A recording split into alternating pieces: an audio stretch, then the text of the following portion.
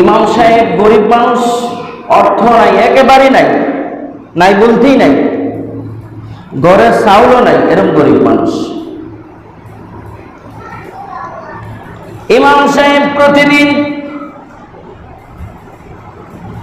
ঘুম থেকে উঠে তাহাজ্জুদের নামাজ পড়ে আল্লাহর দরবারে কান্নাকাটি করে, আল্লাহ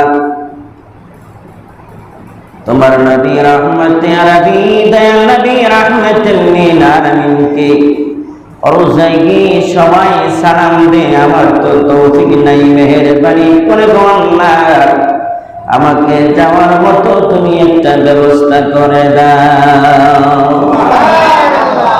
চোখের পানির দাম আছে, চোখের পানি।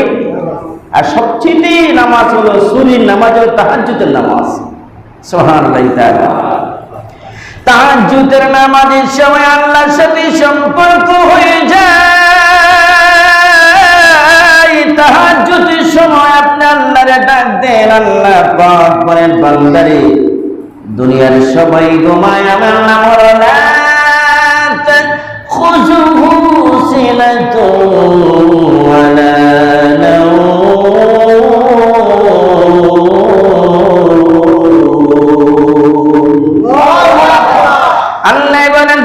সবাই ঘুমায়, আমি ঘুমাই না। বলে আমি কেন ঘুমাই না? তার কারণটা কি? তার কারণটা হলো আমার দয়া মায়া বেশি। আমি যদি ঘুমায় যায় রাত্রে বেলা, বান্দায় বিপদে পড়ে ডাক দিবে আল্লাহ, আল্লাহ তো ঘুমো, তাহলে কে শুনবে? আমার আল্লাহ ডাক দিয়ে আমার দয়া মায়া বেশি, আমার দয়া মায়া আমারে ঘুমাইতে দেয় না।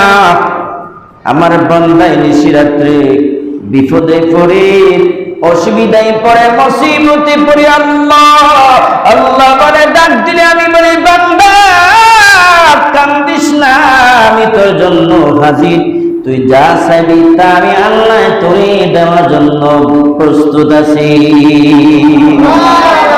বান্দায় চাইতে দেরি, আল্লাহ দিতে দেরি করে না, কিন্তু আমরা চাইতে পারি না, ঠিক কিনা?